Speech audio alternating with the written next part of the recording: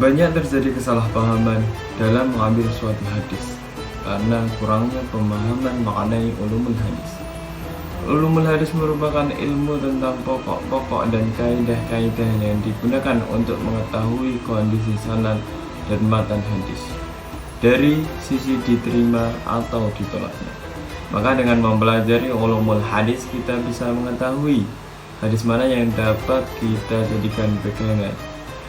Video ini membahas tentang hadis hasan, hadis sahih li ghairi, dan hadis hasan li ghairi, sehingga kita dapat mengetahui perbedaan tingkatan suatu hadis dan apa tujuan mempelajarinya. Maka saksikan terus video ini sampai selesai. Terima kasih.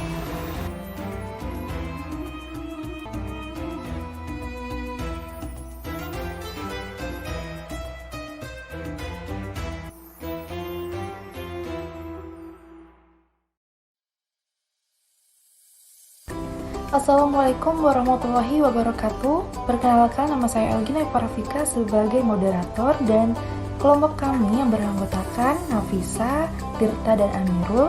Kami dari kelompok 3 akan membahas salah satu tugas mata kuliah yaitu ulumul hadis yang berjudul macam-macam hadis. Dan sedikit menjelaskan tentang apa sih itu ilmu hadis. Jadi, ilmu hadis merupakan sebuah disiplin ilmu yang di dalamnya mempelajari tentang semua hal ihwal mengenai hadis, baik sumber hadis itu sendiri maupun kualitas hadis dari segi sanad dan matanya. Jadi, sebagai seorang muslim, tentunya kita sangat yakin dengan seyakin-yakinnya bahwa kedudukan hadis sangatlah tinggi dan mulia dalam agama Islam, yaitu sebagai sumber kedua dan dasar hukum setelah Al-Quran. Dan adapun manfaat bila kita mempelajari ilmu hadis, diantaranya yaitu 1. Mengetahui beberapa hadis dari sumbernya. 2. Mengetahui makna utama dalam sebuah hadis. Dan yang ketiga, mampu mengkiaskan hukum dalam sebuah hadis dengan pemikiran yang bijak dan dinamis. Dan 4. Tidak menafsir hadis dengan pemikiran yang keliru. 5. Mengamalkan isi kandungan hadis secara tepat. 6. Menentukan titik temu hukum pada dua hadis yang bertentangan. Dan 7. Menjaga kemurnian makna hadis. Dan adapun manfaat bila kita mempelajari ilmu hadis, diantaranya yaitu 1. Mengetahui beberapa hadis dari sumbernya. 2. Mengetahui makna utama dalam sebuah hadis. Dan yang ketiga, mampu mengkiaskan hukum dalam sebuah hadis dengan pemikiran yang bijak dan dinamis. Dan 4. Tidak menafsir hadis dengan pemikiran yang keliru. 5. Mengamalkan isi kandungan hadis secara tepat. 6.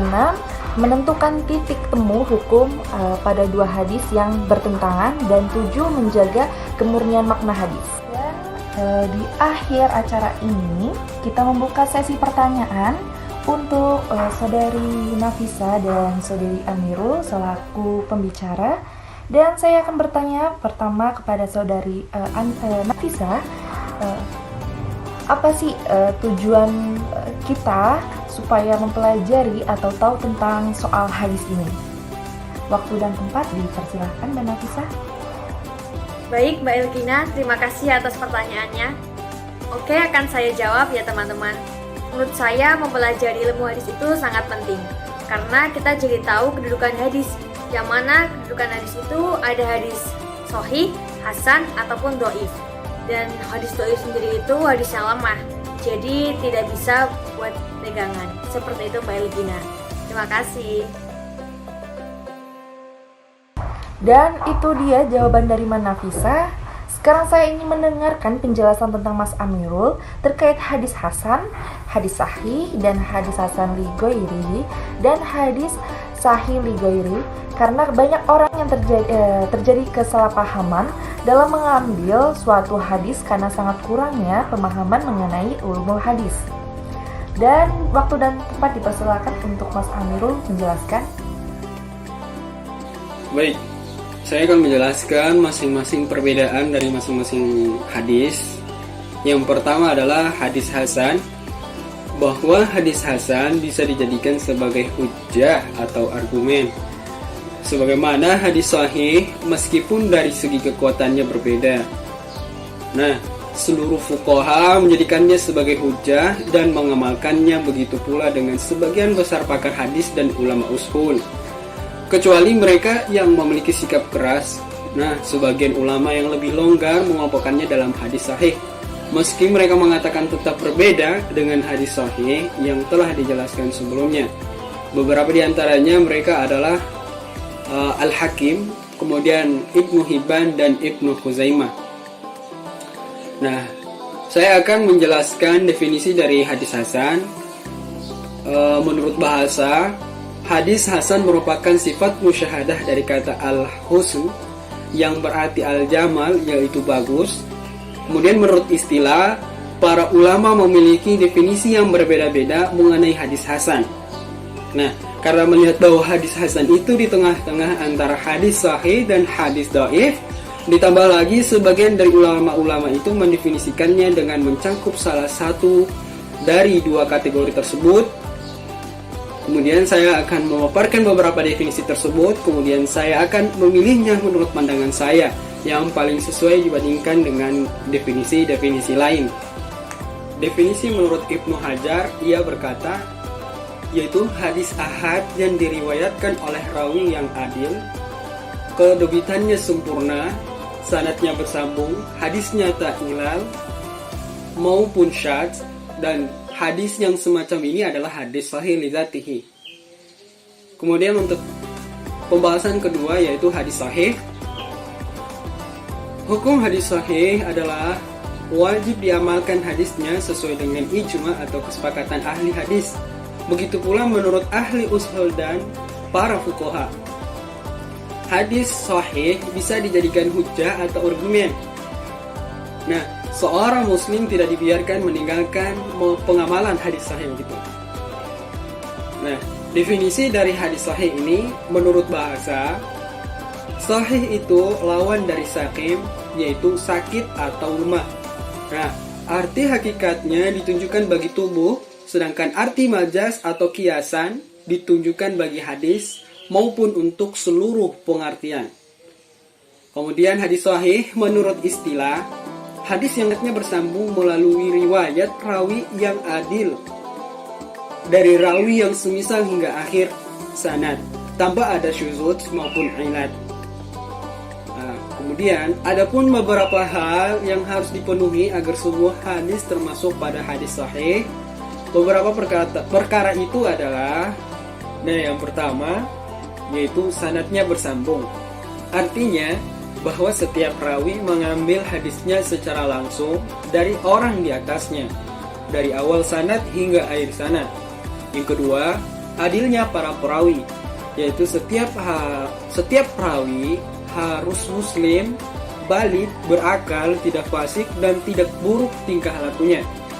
Kemudian yang ketiga, dhabit para perawi, yaitu setiap perawi harus sempurna daya ingatnya, baik ingatan dalam benak ataupun tulisan. Kemudian yang keempat, tidak ada syadz, yaitu hadis yang berarti hadisnya tidak menyelisihi dengan hadis yang diriwayatkan oleh orang yang lebih sikoh dibandingkan dirinya. Kemudian yang terakhir, tidak ada ilat, yaitu hadisnya tidak ma'lut atau cacat. Ilat adalah penyebab samar yang tersembunyi, kemudian bisa mencemari sahihnya sebuah hadis, meski secara zahir kelihatan terbebas dari cacat. Kemudian pada pembahasan selanjutnya di hadis sahih li ghairi. Nah, bahwa hadis sahih li ghairi ini tingkatan hadis sahihnya itu lebih tinggi dibandingkan dengan hadis hasan li dzatihi. Dan ini bukan sahih li dzatihi. Di sini saya akan menjelaskan definisi dari hadis sahih li ghairi, bahwa hadis sahih li ghairi merupakan hadis hasan li dzatihi yang diriwayatkan dari jalur lain yang semisal atau yang lebih kuat. Dinamakan dengan hadis sahih ini dinamakan dengan hadis sahih li ghairi karena kesahihannya tidak berasal dari sanad itu sendiri, melainkan berasal dari jalur lain yang turut bergabung.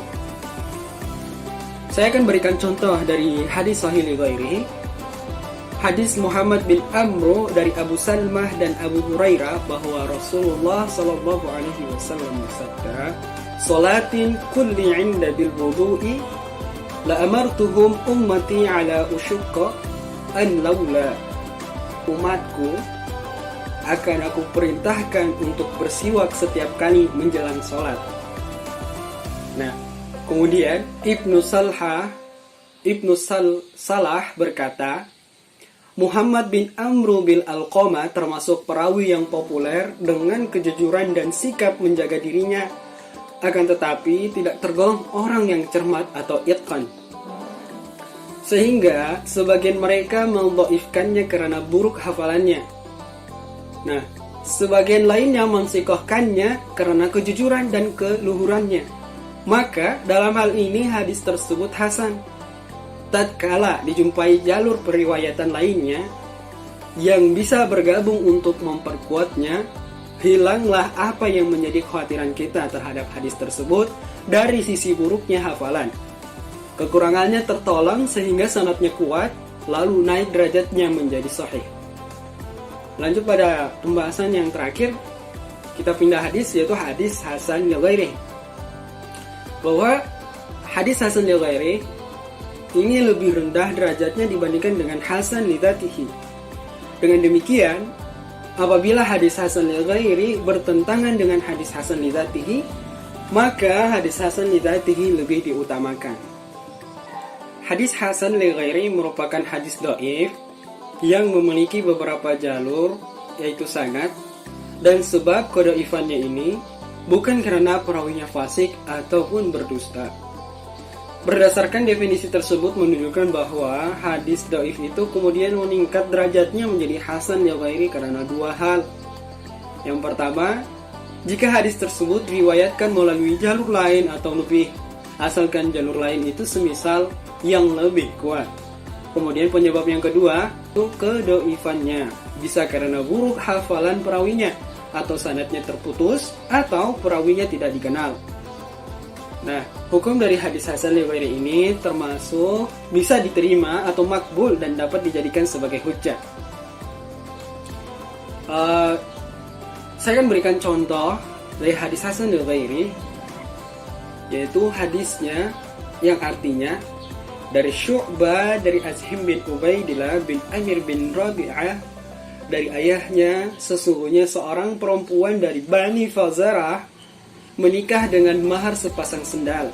Maka Rasulullah Shallallahu Alaihi Wasallam bersabda, apakah engkau ridha atas dirimu dan hartamu dengan mahar sepasang sepatu? Kemudian dia menjawab, iya. Maka beliau membolehkannya. Hadis ini diriwayatkan At-Tirmizi. Baik, sekian Mbak Nafisa, kurang dan lebihnya saya mohon maaf. Sekian acara pada kali ini, kurang lebihnya saya mohon maaf. Terima kasih atas segala waktu yang telah diberikan. Billahi taufik wal hidayah. Wassalamualaikum warahmatullahi wabarakatuh.